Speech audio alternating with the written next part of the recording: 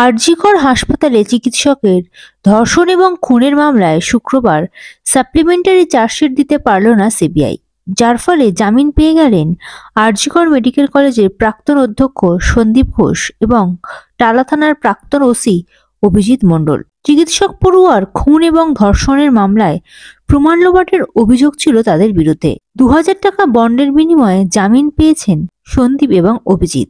সন্দীপ ঘোষ এবং অভিজিৎ মণ্ডলের জামিন নিয়ে হুমায়ুন কবির ঠিক কি বললেন শুনে নেওয়া যাক। ওসি অভিজিৎ মণ্ডল এবং সন্দীপ ঘোষ তারা এই কেসের এফআইআর নেম ছিল না।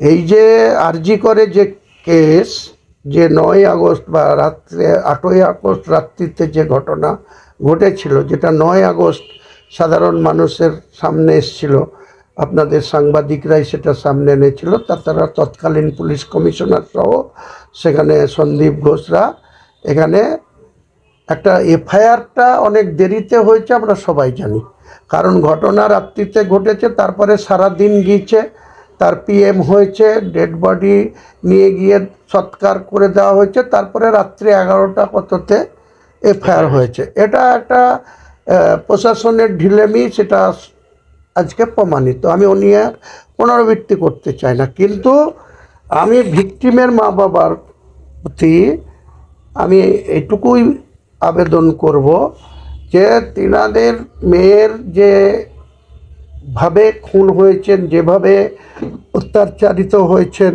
রেপ করে তাকে মেরে দেওয়া হয়েছে, এটার বিচার তার পাওয়া উচিত। বিচার নিশ্চয়ই পাবে, কিন্তু কারা যুক্ত ছিল, কে যুক্ত ছিল, সেটার জন্য যদি ওই ভিকটিমের বাবা মা, যেহেতু সিএম ম্যাডাম গিয়েছিলেন, তৎকালীন পুলিশ কমিশনারকে নিয়েও তেনার বাড়িতে ভিজিট করেছিলেন এবং তেনাদের সান্ত্বনা দিতে গিয়েছিলেন এবং রাজ্য প্রশাসনের উপরে আস্থা রাখার জন্য তিনি বলেছিলেন। যদি উনি রাখতেন তাহলে আমার মনে হয় আজকের দিনে তিনি এতটা ডিলে হতো না, এতটা আবার রাস্তায় নামতে হতো না, বিচার তিনি পেয়ে যেতেন। কারণ আমরা দেখলাম কুলতলির ঘটনা, 62 দিনের মধ্যে সেই যে রেপ হয়েছিল, যে একটা অপ্রাপ্তবয়স্ক একটা বাচ্চা মেয়েকে রেপ করেছিল, তার সাজা ফাঁসির সাজা হয়ে গেছে। আমাদের মুর্শিদাবাদ জেলার ফারাক্কার একটা ঘটনা নিয়ে গত 2 দিন আগে জঙ্গিপুর কোর্টেও একজন কি হালদার, হালদার, এদের একজনের ফাঁসির সাজা হয়েছে, সেটাও 60 দিনের মাথায়, 21 দিনের মাথায় চার্জশিট হয়েছিল। তাহলে এই যে আরজি করের যে ঘটনা, তারা যে রাজ্য প্রশাসনের প্রতি তাদের যে অনাস্থা প্রকাশ এবং জুনিয়র ডাক্তারবাবুরা যেভাবে দূরপাল্লার আন্দোলন গড়ে তুললেন, সাধারণ মানুষের পরিষেবা বন্ধ করে যেভাবে রাস্তায় দিনের পর দিন, মাসের পর মাস তারা আন্দোলন করলো, তারা 4 দিনের মাথায় রাজ্য সরকারকে ভরসা না করে সেন্ট্রাল এজেন্সিকে তারা ডেকে নিয়ে আসলো, বা মহামান্য হাইকোর্টও নির্দেশ দিলেন যে ইমিডিয়েটলি যাবতীয় তথ্য রাজ্য প্রশাসনের যারা ছিল তাদেরকে সিবিআইয়ের হাতে তুলে দিতে বললেন। তো সেই সিবিআই আজকে কি করলো? সেই ন্যায় বিচারটা দেওয়ার দায়িত্ব তো আর রাজ্য সরকারের ছিল না। রাজ্য সরকারের হাতে যদি রাখতো, এই যে একজনের ট্রায়াল চলছে শিয়ালদা কোর্টে, একেও তো রাজ্য সরকারের পুলিশ গ্রেপ্তার করেছিল 48 ঘন্টার মধ্যে, একে তো সিবিআই গ্রেপ্তার করেনি।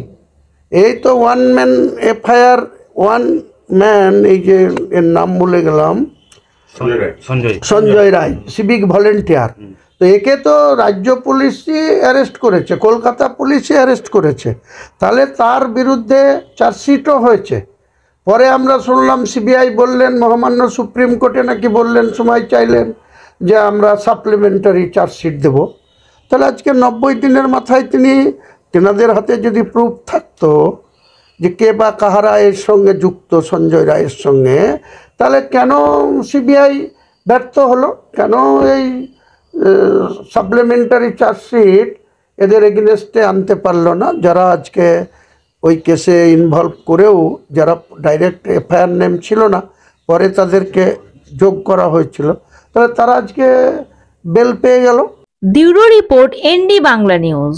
সবার আগে সব খবর, সঠিক খবর পেতে ফেসবুক পেজটি ফলো করে এবং ইউটিউব চ্যানেলটি সাবস্ক্রাইব করে রাখুন আর শেয়ার করতে ভুলবেন না।